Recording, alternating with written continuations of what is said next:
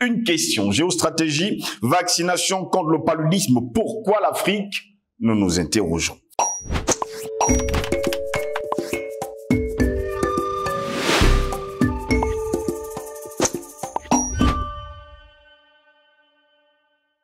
Le monde est dangereux, non pas tant à cause de ceux qui font le mal, mais à cause de ceux qui regardent sans rien faire. Sur ce, mesdames, messieurs, bonjour. Très heureux de vous retrouver sur Panafricaniste TV, votre chaîne de télévision qui s'emporte le meilleur de l'information sur un plateau d'or. Bienvenue à cette édition de Parole panafricaniste. L'Organisation mondiale de la santé a donné son feu vert lundi dernier à un second vaccin contre le paludisme. Le R21/Matrix-M permet, nous dit-on, d'immuniser les enfants contre cette pathologie. Fabriqué par le Serum Institute of India, il est jugé sûr et efficace. Sûr et efficace pour qui? C'est une interrogation. Son utilisation, nous dit-on, a déjà été autorisée au Ghana, au Nigeria et au Burkina Faso. Une seconde question cependant. Pourquoi les pays africains et pas les pays européens? C'est toujours une interrogation. Alors qu'en 2021, un autre vaccin, cette fois-ci on parlait du RTSS, produit par le Britannique GSK, était devenu le tout premier vaccin à être recommandé par l'Organisation mondiale de la santé. Dans les zones de transmission saisonnière, le vaccin a permis de réduire de 75% les cas symptomatiques de paludisme dans les 12 mois suivant l'administration de 3 doses. Une 4e dose administrée 1 an après la 3e s'est avérée maintenir la protection, a déclaré Tedros Adhanom Ghebreyesus, on nous dit directeur général de l'Organisation mondiale de la santé. En fait, ce dernier accepte justement qu'aujourd'hui, ces vaccins contre le paludisme soient administrés aux enfants africains. Pourquoi pas les enfants des autres continents? Pourquoi pas le continent européen, le continent américain? Pourquoi pas l'Asie? Pourquoi avoir choisi entièrement et totalement le continent noir? Le directeur de l'OMS a présenté donc le nouveau vaccin comme un grand pas dans la lutte contre le paludisme, maladie qui existe à l'état endémique dans plusieurs pays et précisément en Afrique. Il nous dit bien sûr que la maladie est l'une des principales causes de mortalité infantile sur le continent noir. On aime tellement le continent noir que la seule chose à faire, eh bien, c'est d'administrer ce nouveau vaccin à tous les enfants de 0 à 5 ans. Peut-on dire aujourd'hui, mesdames, messieurs, que l'Occident a aimé un jour les Africains? Qu'est-ce qui se cache d'ailleurs derrière cette vaccination contre le paludisme? Quand on sait pertinemment que plusieurs plans de dépopulation visent entièrement et totalement la population africaine. Quand on sait pertinemment que d'ici à 2050, ce sera la population la plus grande sur Terre. Qu'est-ce qui se cache derrière cette vaccination contre le paludisme sur le continent noir? Et pourquoi avoir choisi ces 3 pays? Je précise, le Ghana, le Nigeria, le Burkina Faso. Et on nous fait savoir d'ailleurs dans les jours à venir que d'ici le mois de novembre prochain, mesdames, messieurs, ce sera au tour des autres pays de l'Afrique subsaharienne. J'insiste sur le terme. Mais écoutons. Voici ce que déclare d'ailleurs ce dernier. Je pense que c'est une excellente nouvelle. Le paludisme reste un défi majeur à plus de 220 millions de cas et environ 500 000 décès par an. La majorité de ces décès surviennent chez des enfants de moins de 5 ans en Afrique subsaharienne. Vous avez tout compris. Nous disposons déjà d'un vaccin antipaludique homologué qui a été mis en œuvre dans 3 pays jusqu'à présent et qui commencera à être déployé l'année prochaine dans plusieurs autres. L'un des défis a été l'approvisionnement de ce vaccin particulier, le fait de disposer d'un deuxième vaccin ayant une efficacité similaire, mais dont l'approvisionnement est disponible et dont le prix permet une intervention rentable, aura un impact considérable sur l'Afrique subsaharienne, déclare d'ailleurs le professeur Azra Ghani, épidémiologie des maladies infectieuses, Imperial College de London. Je repose encore la question. Pourquoi viser entièrement et totalement le continent noir et précisément les enfants de 0 à 5 ans? Voilà encore qu'on nous fait savoir que le nouveau vaccin qui a reçu mardi le label de l'OMS a une efficacité avérée, je vous donne en 1000, de 77%. Je me reprends. Mardi dernier, eh bien, le nouveau vaccin a reçu le label de l'OMS et on nous dit que ce vaccin a une efficacité de 77%. Si ce vaccin a justement 77% de fiabilité et surtout d'efficacité, eh bien, vous verrez d'ailleurs qu'il y a 23% qui manquent à ce vaccin. Et les 23% sont pour qui? Allez savoir. Maintenant, on nous fait également savoir, reste le coût et la capacité de production. Et l'OMS annonce qu'au moins 100 millions de doses devraient sortir chaque année des usines indiennes. Si ça sort des usines indiennes, pourquoi ne pas vacciner les enfants indiens? En tout cas, nous nous interrogeons encore aujourd'hui. Géostratégie, vaccination contre le paludisme, pourquoi l'Afrique? Nous nous interrogeons. Et pour répondre à nos questions, nous sommes avec le président Banakani. Président Banakani, bon après-midi, bienvenue à vous. Bon après-midi, mon cher Jocelyn Goss. Le plaisir est toujours le mien quand je suis à vos côtés dans la continuité de ce combat. C'est un combat de vie ou de mort que nous avons engagé contre les ennemis de l'Afrique, qu'ils soient en interne ou en externe. Les liens de causalité entre les deux sont connus. Nous avons exposé depuis bientôt plus d'une décennie.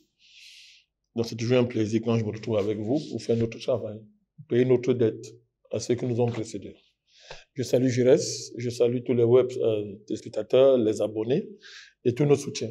Nous leur disons merci pour la compagnie. Ils sont des compagnons, des camarades de combat.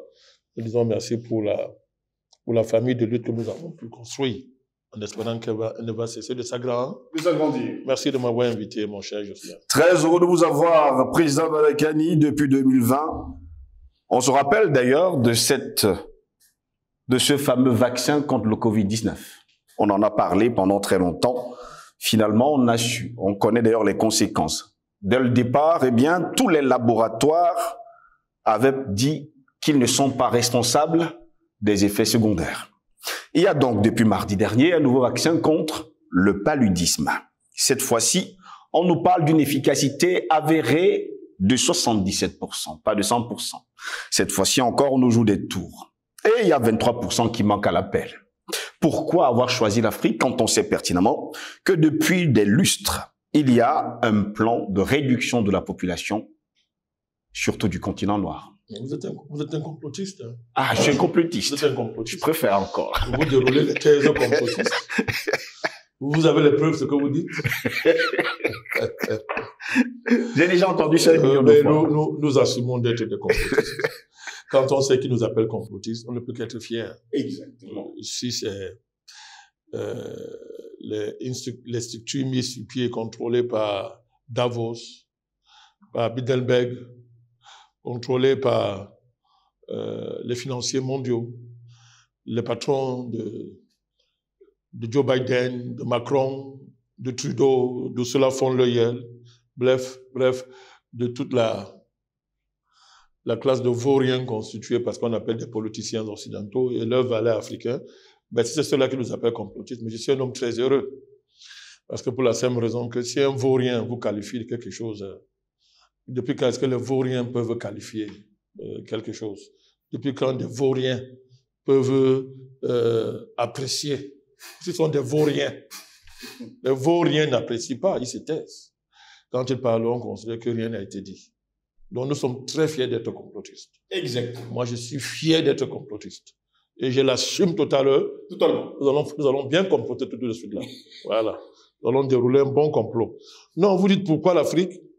D'abord, commençons par préciser que tous ces fantasmes-là, tous ces caprices, on pourrait trouver d'autres mots si ce n'était pas la vie des gens qui sont en jeu, caprices d'un capitalisme sénile, qu'on voit là, sont l'expression d'un stade atteint par celui-ci.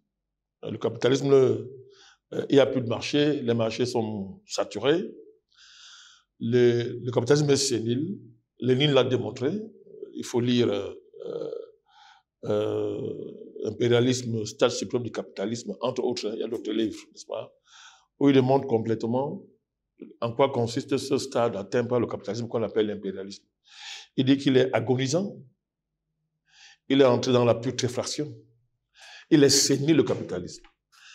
Les monopoles, c'est-à-dire les multinationales et les transnationales sont son essence, désormais, sont eux qui dominent l'économie, et les multinationales et les transnationales ont accouché un monstre que personne ne contrôle pour l'instant, le monstre financier. C'est-à-dire l'industrie de la monnaie, c'est qui contrôle la production, la circulation, la distribution et la gestion de la monnaie. Et il a dit que quand ce capital-là va fusionner avec le capital bancaire, va fusionner avec le capital industriel, c'est ça l'impérialisme. On y est. On y est. Il se caractérise par, on est en plein cœur. Par le fait que les modalités de reproduction du capitalisme ont muté. Il ne se reproduit plus en reproduisant l'homme. Lui-même, l'homme, qui était la garantie, n'est-ce pas, de ce qu'on appelait de l'une des sections du capitalisme. Il y a Marx l'a divisé en deux grandes sections, A et B. La section B, appelons ça la consommation. D'un côté, il y a la production des biens de production. Il y a d'un côté la consommation. Le capitalisme se reproduisait en s'assurant que l'humanité se reproduise par le mécanisme de la consommation. Et on produit des biens de consommation, les gens se reproduisent, le capitalisme continue. Mais l'impérialisme, l'hyper-impérialisme a débouché sur un changement terrible, à savoir, le capitalisme ne peut plus désormais se reproduire en reproduisant l'être humain. C'est qu'on l'a connu hier. Il ne peut plus se reproduire. C'est ça le problème, la crise fondamentale du capitalisme. En l'état, et tel qu'il est en train de partir là, il ne peut plus se reproduire en reproduisant l'être humain. Comme vous voyez, ces patrons, ces tenants, cette classe globale, les financiers, qui ont désormais colonisé l'industrie et ont colonisé le secteur bancaire, n'est-ce pas, inventent, imaginent une quatrième révolution industrielle qui ne peut se faire que par la rédemption climatique de l'humanité, de la Terre, des écosystèmes, à travers une transition énergétique, n'est-ce pas, qui fait que désormais, plus l'économie, ce qu'ils appellent carbonisée, le fossile, oui, n'est-ce pas, il faut arrêter tout ça, n'est-ce pas, il faut arrêter tout ça. L'arrêt de tout ça, Jocelyn Gauss, passe par l'avènement des nouveaux êtres humains que eux seuls sont... L'homme augmenté, eux seuls sont en droit. C'est à Elon Musk. Elon Musk, n'est-ce pas? Ils sont en droit de valider sa pertinence et son droit à la vie. C'est ça l'événement terrible que le 21e siècle doit affronter. Même comme les hommes font semblant de ne pas voir ça. C'est le défi-là que nous avons affronté. Le capitalisme ne peut plus se reproduire en reproduisant l'humain tel qu'on l'a connu hier. Donc, alors, dans ce stade-là, l'équipe, vous êtes surpris de voir que désormais, les fonds de pension, les puissances financières du monde s'attaquent à tout ce qui est le commerce lié à la vie. Observez ça très bien. Observez ça très bien. Il y a la vie. Hein, les pensions, les retraites, l'enjeu de la retraite, la maladie. Regardez très bien ce que nous mangeons désormais. C'est-à-dire, regardez très bien, vous allez voir que tous les monstres de l'économie capitaliste à l'heure actuelle, à savoir les financiers, quels sont les secteurs qui les préoccupent et qui les attaquent et dans lesquels ils sont en train d'investir en attendant de réussir le quatrième révolution industrielle? C'est tout ce qui est lié à la vie, la maladie, la santé, la nutrition. Ils sont au cœur dans ça. Historiquement, Jocelyn Gauss, je veux répondre à la question pourquoi l'Afrique. Historiquement, vous allez voir que le capitalisme a tenu grâce à l'Afrique. Dès sa naissance, avec l'esclavage, à partir de l'esclavage, oui, jusqu'à la révolution en Angleterre, la révolution industrielle en Angleterre, lisez l'histoire du capitalisme. Il n'aurait pas pu tenir sans l'Afrique. Sans accumuler de manière primitive le capital, en exploitant totalement la race noire, en lui pillant son énergie, en lui pillant sa ressource démographique, l'Occident a accumulé ce que Marx appelle le capital primitif, qui lui a permis de se lancer maintenant dans l'industrie. Oui. Avec la révolution en Angleterre. Même cette révolution en Angleterre ne pouvait pas tenir si on n'avait pas résolu un problème fondamental que la révolution industrielle va créer, le besoin de matières premières. La colonisation, tout ça, c'était d'abord la question de l'approvisionnement en matière nécessaire à l'industrie naissante. Et aussi les marchés pour écouler les produits finis de l'industrie. Vous prenez la colonisation. Quand on passe de la colonisation au néocolonialisme, c'est toujours l'Afrique qui porte cette affaire.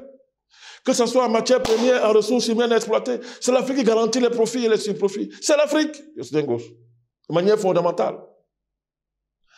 On passe à l'internationalisation des marchés, ce qu'ils ont appelé, qui est la phase intermédiaire qui aboutit à la mondialisation. Mais caractérisée par l'avènement des multinationales. Mais les multinationales ne peuvent pas spéculer si les matières premières, les matières premières ne sont pas vendues quasi gratuitement. Et ils ne payent pas au juste prix. On arrive à la mondialisation. Pareil, Joslingos. La question fondamentale est de savoir la base de l'industrie mondiale, la base de l'activité économique mondiale, c'est quoi? Contrairement à ce qu'on raconte, ce n'est pas le fait que les gens produisent les biens finis, comme ils se vendent. La base, c'est que l'accès aux matières premières est quasi gratuit pour les Occidentaux. Et l'accès à la ressource humaine africaine est quasi gratuit. En fait, l'esclavage n'a jamais cessé. Et on arrive aujourd'hui à la question, on voit très bien ça avec la question de l'Ukraine, qui remet l'Afrique au cœur des enjeux mondiaux, Joslingos. C'est là que tout mélange se joue. Maintenant, c'est clair, personne ne cache. L'Afrique a une belle femme, entre guillemets, qui ne sait même pas qu'elle est belle. Elle est courtisée par tout le monde entier. Vous dites, pourquoi l'Afrique? Ça, c'est d'abord la question. Ça, j'aborde la question de ce qu'on appelle l'angle de l'économie politique. Certains pourraient appeler ça la géoéconomie, si vous voulez. Mais on peut laisser ça. On peut aller plus loin. Ça veut dire convoquer l'enjeu démographique. Tout le monde le connaît. Tout le monde sait que l'avenir démographique du monde se joue en Afrique. Et tout le monde sait que pour l'Occident, la question de la démographie est un enjeu de sécurité majeur pour l'Occident. Soyons plus clairs. Ça veut dire que si l'évolution démographique du monde continue en l'état, l'Occident estime qu'il va disparaître. Il est en insécurité majeure. Voilà pourquoi, dès les années 70, les Américains décident que la question de la démographie est désormais un enjeu de sécurité nationale aux États-Unis. Les documents secrets sont élaborés par les gens comme Kissinger, etc., pour dire qu'il faut à tout prix diminuer la population mondiale, en particulier celle de l'Afrique. C'est la naissance des plannings familiaux qu'on va expérimenter en Chine, en Inde, dans une certaine mesure en Europe. Bon, là, on n'a pas besoin d'expérimenter parce que leur mode de vie fait qu'ils n'accouchent même plus beaucoup. Et particulièrement en Afrique. Lorsque vous remontez au fait qu'à l'origine, Joslingos, le capitalisme a un problème, a un complexe qu'il doit gérer, ce que j'appelle le complexe malthusien. Le capitalisme est toujours constamment aux prises avec le problème. Le problème de l'adéquation, c'est ce qu'on appelle les ressources et la population. Il y a un monsieur qu'on appelle Malthus, il élabore sa thèse, il dit, ben, tant qu'il y a les guerres, les épidémies, les catastrophes naturelles, il y a une régulation naturelle qui va se faire. Qui va s'opérer naturellement. Mais à partir du moment où on a libéré l'industrie, de manière à ce que celle-ci produise de manière anarchique, ça veut dire que sa production ne soit contrôlée que par le besoin de profit des capitalistes, on a lâché, comment on dit ça? On a lâché un monstre. On a lâché un monstre. Et ce caractère anarchique de la production capitaliste va déboucher à ce qu'on appelle un renouvellement de la pensée malthusienne dans le néo-malthusianisme, à savoir qu'il ne faut plus attendre les catastrophes naturelles comme étant le régulateur naturel, n'est-ce pas, de l'adéquation des ressources, n'est-ce pas, à la population. Désormais, il faut anticiper sur la nature. Il faut créer les catastrophes. Écoutez bien, il faut créer les catastrophes. Il faut créer des séismes. Il faut créer ça pour que désormais les capitalistes puissent réguler justement cet enjeu majeur du capitalisme, à savoir l'adéquation entre les ressources, n'est-ce pas, et la population. Donc, vous voyez donc que Si on met ça sur la table gauche, on comprend pourquoi c'est l'Afrique qui est en première ligne. Je laisse de côté tous les préjugés racialistes sur l'Afrique. Je laisse de côté le fait que l'Afrique, politiquement, n'existe pas encore réellement. Sur le plan géopolitique, n'existe pas encore réellement. Et de ce fait, donc, comme depuis l'avènement de l'Occident, c'est l'Afrique qui est le mouton noir de l'Occident, c'est l'Afrique qui est la bête de somme de la prospérité occidentale, Justin Gosse, vous aurez voulu qu'il se retourne vers où? Vous voulez qu'il se retourne vers qui? Hein? C'est-à-dire que dans la nouvelle division internationale du travail, Justin Gosse, à l'ère de la globalisation, il n'y a que vers l'Afrique, il n'y a que l'Afrique qui peut servir de lieu d'expérimentation de tout ce néo-malthusianisme qu'on est en train de voir. Et dont l'OMS est le centre majeur. Ça revient donc sur la question que vous avez soulevée. L'enjeu de ce vaccin paludisme. Justin Gosse, première chose d'abord, qui nous parle? Qui parle? L'OMS. Vous baissez la tête. L'OMS. Dans un monde normal, que les Africains, on leur a détruit, saccagé tous les bâtiments qu'on met OMS en Afrique. Il dit dans un état de normalité historique, il n'y aurait plus aucun bâtiment. En fait, l'OMS n'existerait plus en Afrique. Vous ne pouvez pas parler de l'ONU. Parce qu'il n'y a pas plus... Un des ennemis majeurs du continent africain, c'est l'OMS. Et qui parle au nom de l'OMS? Son directeur général. Docteur qui? Adhanom Ghebreyesus. Un criminel. Un assassin. C'est-à-dire que ils sont conscients de ça, l'OMS sait que dans la mémoire du monde à l'heure actuelle, c'est une organisation criminelle qui n'a aucune crédibilité, qui doit passer devant un tribunal. Tout à l'heure, je reviens dessus avec des éléments factuels. Ils le savent. Ils savent très bien qu'il y a eu un avant-coronavirus et un après-coronavirus. Qu'est-ce qu'ils font? Il y a d'abord une démarche de vouloir se récrédibiliser. Un criminel veut se récrédibiliser, veut se blanchir en se présentant comme quelqu'un qui s'occupe de la santé mondiale, et en particulier, c'est ceci du sort de l'Afrique. Depuis quand l'OMS peut s'occuper de la santé des Africains? On a envie de sortir, on a envie d'arrêter tout ce qu'on fait là. Je vous dis, on n'a pas envie de continuer. C'est-à-dire que depuis quand on peut admettre que l'OMS s'occupe de la santé des Africains? Qu'est-ce que l'OMS connaît en matière de santé? Quand on lit son histoire, quand on lit les pratiques là, institutionnalisées, quand on lit son organisation, qui sont ses sponsors, qui décident à l'OMS. Est-ce que l'OMS peut être qualifié pour parler de la santé, pour ne pas dire dans le monde entier, d'un Africain?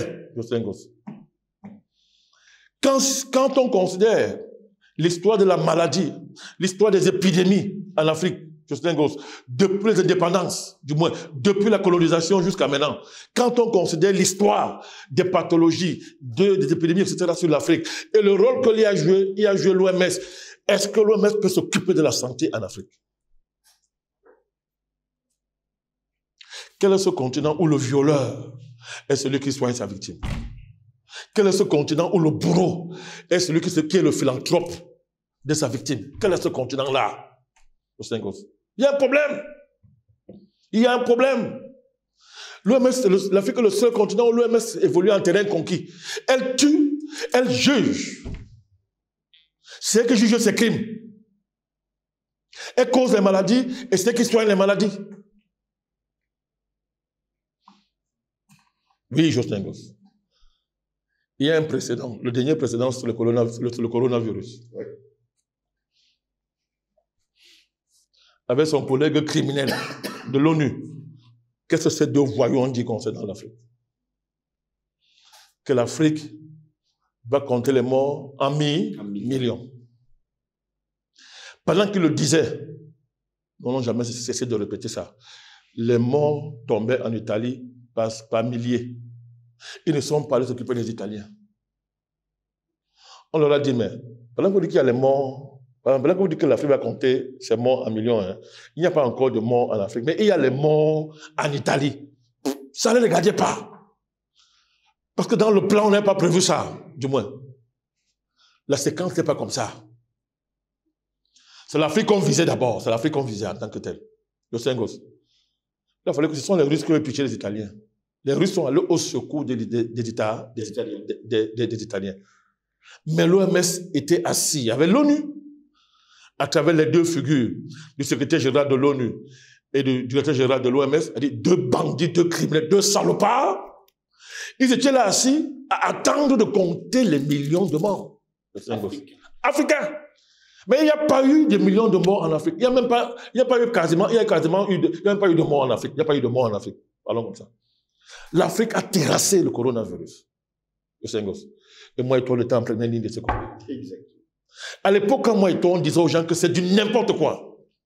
C'est un génocide universel programmé que moi et toi, on n'a pas subi.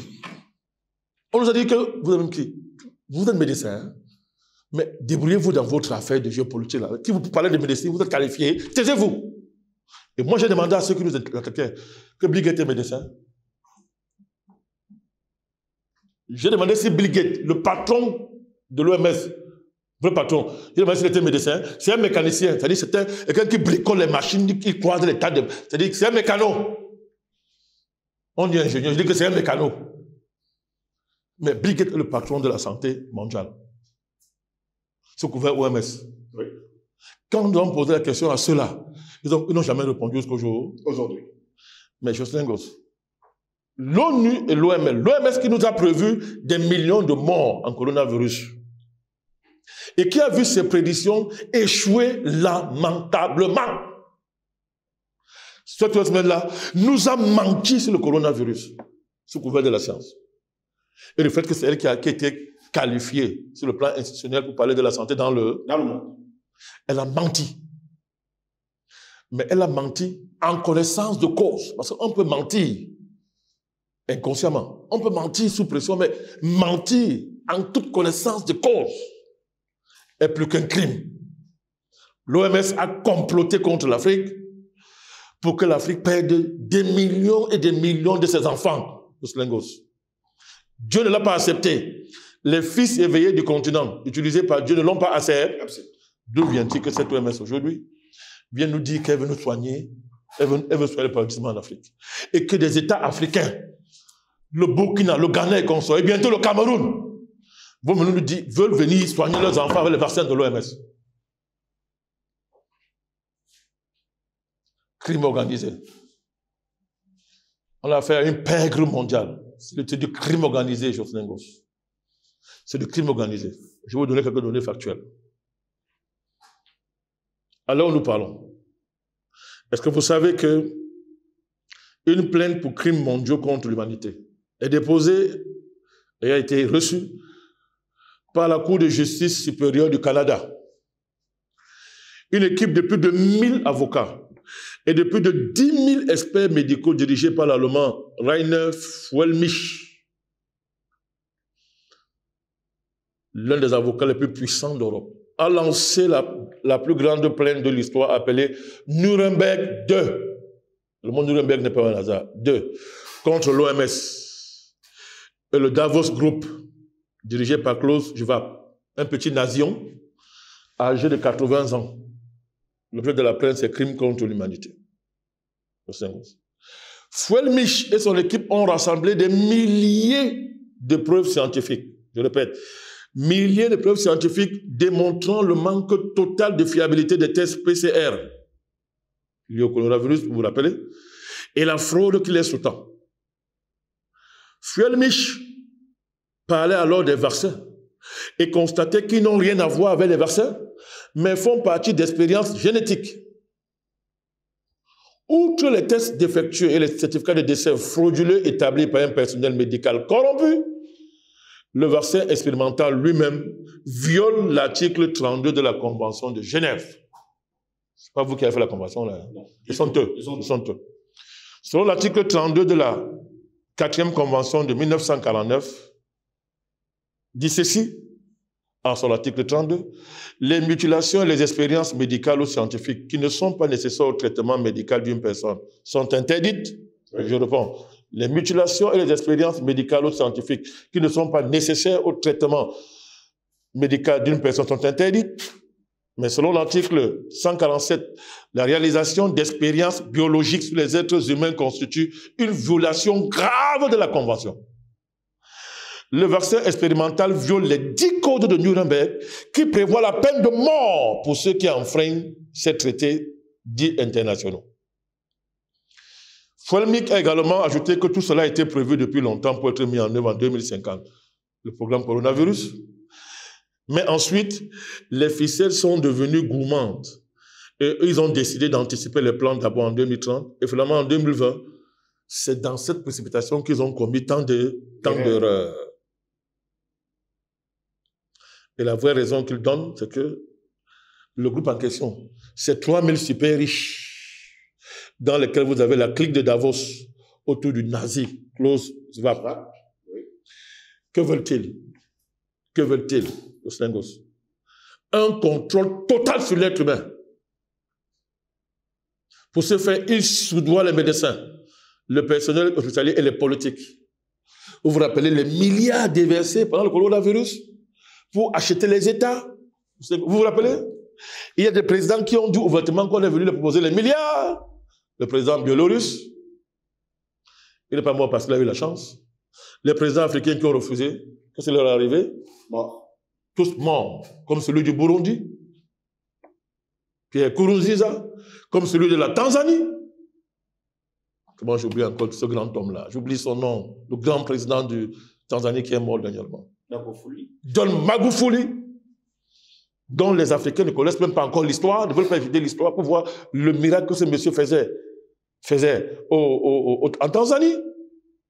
Et comme par hasard, celle qu'il a remplacé, c'est une femme qui était pro-vaccin, tout en étant musulman, ce n'est pas la question. Donc, ces gens-là veulent un contrôle total sur l'être humain. Et la vérité est celle-ci, Gauss. Je reviens toujours à la question que le capitalisme. Pourquoi ces gens-là s'intéressent à notre santé, à ce qu'on va manger, tout ça? Les fonds de pension, les fonds de retraite et les fonds de pension. Justin Gauss, ils ont pillé tous les fonds de pension. Ils l'ont pillé. Je ne veux pas le dire. Il faut combler le tout. Pas le mieux que d'inventer des marchés artificiels basés, par exemple, sur des marchés qui produisent de manière mécanique des super profits parce qu'ils sont basés sur des monopoles organisés en amont comme en aval. Je cause la maladie, je produis le vaccin, je les vends en milliards de doses. Les laboratoires sont là, les politiciens sont là, les États sont là. On les a tous corrompus dans un système de je te tiens, tu me tiens, et vous et moi, nous sommes les cobayes. C'est ça qui est la vérité de cette affaire. Et il n'y a pas une autre vérité. Donc, avec un précédent comme le coronavirus, avec toutes les preuves qui s'accumulent, que ce soit dans tous les pays, maintenant, beaucoup de pays européens commencent à reconnaître les effets secondaires et décident d'indemniser les gens. Que ce soit au Japon, partout, en Europe, ils commencent. Aujourd'hui, aux États-Unis, il est interdit à des vaccinés de donner leur sang. J'ai dit aux États-Unis, jusqu'à présent, l'OMS, là, organisation criminelle et vaurien, n'a pas été en mesure d'aller inspecter en Chine. Pour vous dire, vous et moi, l'origine du coronavirus. On connaît l'origine. On a voulu aller enquêter pour savoir, pour certifier. La Chine a dit, vous n'entrez pas chez moi. Vous n'entrez pas chez moi. Le patron du coronavirus dans le monde, M. Fauci, qui était le patron du Centre américain des maladies, des pathologies. Fauci. Vous connaissez l'histoire de ces, comment on appelle ça, de ces emails. Mais il est chez lui tranquille. Monsieur Fauci a menti à tout le monde. Il était à la tête d'un système mondial de corruption absolue, de trafic des données scientifiques, Jocelyn Gauss. Fauci aux États-Unis tranquille, il n'est pas en prison. Macron qui a tué les Français et qui ne s'est pas vacciné. Jusqu'à aujourd'hui, on sait en France aujourd'hui. Macron ne s'est pas vacciné. Il refuse de publier son statut vaccinal. Mais il y a Lassalle, homme politique français éminent, ancien député, ancien candidat à l'élection présidentielle, qui jure, il dit qu'il a les preuves. Macron ne s'est pas vacciné. Il n'est pas le seul. Toute l'élite occidentale ne s'est pas vaccinée. Pendant que les gens mouraient, pendant que les gens étaient sous comment on dit ça, les états d'urgence, les hommes politiques occidentaux faisaient la fête, couchaient les femmes, se livraient à leur partose. En France, en Angleterre, partout, au Saint-Gausse. Ils se moquaient des gens. Tout ça sous le regard de l'OMS. Mais c'est quoi cette organisation qui maintenant ose venir nous parler d'un vaccin? A-t-elle fait le bilan du coronavirus? Pas encore. Avons-nous la lumière sur l'origine du virus? Du tout. Et comment a-t-on pu donc imposer à l'échelle mondiale un vaccin expérimental dont les fabricants ont dit nous ne sommes pas responsables des effets secondaires du vaccin. Eux-mêmes ont refusé de se vacciner. Le directeur de Pfizer l'a dit en public, il ne me vaccine pas. Mais on est dans quel monde? On est dans quel monde? Les humains sont encore normaux? Nos dirigeants sont-ils encore normaux? Donc pour dire quoi, monsieur? Moi, je rejette ce vaccin de paludisme. Mes enfants n'en prendront jamais. Quelqu'un s'approche de mon enfant avec ce vaccin-là. Quelqu'un s'approche. Ceux qui veulent mourir, qu'ils aillent mourir. Il y a un problème. Une organisation comme l'OMS, qui est criminelle, dont le statut criminel est désormais établi, ose venir vendre aux Africains un soi-disant vaccin contre le paludisme pour se recrédibiliser et nous préparer le nouveau mécanisme de réussite de leur plan, qui lui ne variera jamais, à savoir, nous sommes trop nombreux sur Terre, on en veut 600 millions, pas plus. C'est le commandant Cousteau qui a trahi leur plan. Lui-même, il était dans le plan. Chiffres exacts. Alors, terminons donc en rappelant, à partir de là donc, en rappelant un ensemble de principes, Jocelyn Goss. La recommandation est fondée sur les résultats d'un programme pilote en cours au Ghana, au Kenya et au Malawi, qui a permis d'atteindre plus de 800 enfants depuis 2019. Ils sont devenus les champions des études. Ils font les études tous les jours pour justifier leurs crimes. Eux seuls contrôlent leurs études, ceux qui définissent les critères de leurs études, ceux qui valident tous les procédés liés à l'étude et tout. Eux seuls sont en mesure d'analyser les résultats de leurs études. Justin Goss, quelle est donc cette science? Quelle est donc cette science qui refuse toute contradiction, y compris venant de la part des experts reconnus comme tels par le réseau même de leur science? Quelle est cette science-là qui refuse de soumettre ses résultats à la critique, à l'analyse publique? Quelle est la base de la science? Toute démarche scientifique refuse la critique, la confrontation. Ne serait-ce qu'entre pairs. Je ne parle même pas encore du fait que, je ne parle même pas des conséquences sociales, n'est-ce pas, de leur pratique scientifique. Je dis entre pairs, oui, qui refusent ça. Peut-on appeler encore ça de la science? Du tout. Voilà le coronavirus, c'est ce qui s'est passé. Et l'OMS est champion dans ça, Jocelyn Goss. Alors, ça pose donc quelques questions. Je vais terminer par là. Qu'est-ce que la maladie au XXIe siècle? On ne peut pas dire que le paludisme c'est une maladie. Qu'est-ce que la maladie? Entre la définition de la maladie, telle que ceux qui la vivent peuvent la concevoir, entre la définition de la maladie telle que ceux qui vivent dans l'écosystème d'une maladie peuvent le définir, et la définition donnée par une instance centrale revendiquant une universalité, n'est-ce pas? N'est-ce pas? Un écosystème universel dont personne ne connaît les tenants et les aboutissants, n'est-ce pas? Qu'est-ce que la maladie? À partir du moment où on identifie ce GMB comme le germe historique d'une maladie, et qu'en laboratoire, on peut lui ajouter des fonctions à votre insu. Vraiment, qu'est-ce que la maladie? Qu'est-ce que la maladie? Aujourd'hui, qu'est-ce que le paludisme? Qui peut encore définir ça? Ces criminels nous sortent un vaccin appelé RTS,S. C'est quoi ce truc? C'est quoi cette affaire? C'est quoi le paludisme aujourd'hui au XXIe siècle? Qui peut encore définir aujourd'hui maladie au XXIe siècle? Entre ce que disent les laboratoires, qui veulent gagner des milliards d'argent, entre ce que pensent les mondialistes et consorts d'une même maladie, qui a la définition d'une maladie aujourd'hui, Jocelyn Goss? Première question. Quelqu'un me répond à ça, on peut continuer. Depuis qu'on pense que l'existence d'un organe mondial centralisant la gestion des maladies est nécessaire. Qui a dit ça? Pour dire quoi? L'homme sert à quoi? Il n'y a pas de maladie mondiale, ça n'existe pas. Je répète, il n'y a pas de maladie mondiale. Les maladies viennent d'un écosystème précis, d'un contexte précis. Et leur explication est liée à ce contexte précis. Qu'une maladie puisse se répandre, c'est une chose. Mais je dis qu'il n'y a pas de maladie mondiale pour justifier l'existence d'une entité mondiale qui va venir gérer les maladies. L'OMS ne sert à rien. Elle est utile pour les mondialistes qui veulent tuer l'être humain, qui veulent liquider l'humanité. C'est ça son rôle. On nous a trompés pendant plus de 70 ans. Comme on dit, on a lancé les graines de maïs. Quand tu vas attraper un oiseau, tu lui jettes les graines de maïs. Une poule, elle va venir tomber là, et tu vas l'attraper. On nous a jeté les graines de maïs pendant longtemps pour nous attirer, pour faire croire que l'OMS fait à quelqu'un. Mais Dieu a ouvert nos yeux. C'est une organisation criminelle. À partir du moment, Jocelyn Gauche, où la maladie n'a pas pu s'extraire, ne peut pas s'extraire des enjeux géopolitiques, des enjeux géofinanciers, des enjeux géoéconomiques, des enjeux civilisationnels. Qui peut faire confiance à l'OMS pour définir une maladie? Quels sont ces États irresponsables africains qui continuent à confier le sort de leur santé à un organisme soi-disant international, placé à Washington, je ne sais pas où, à Genève?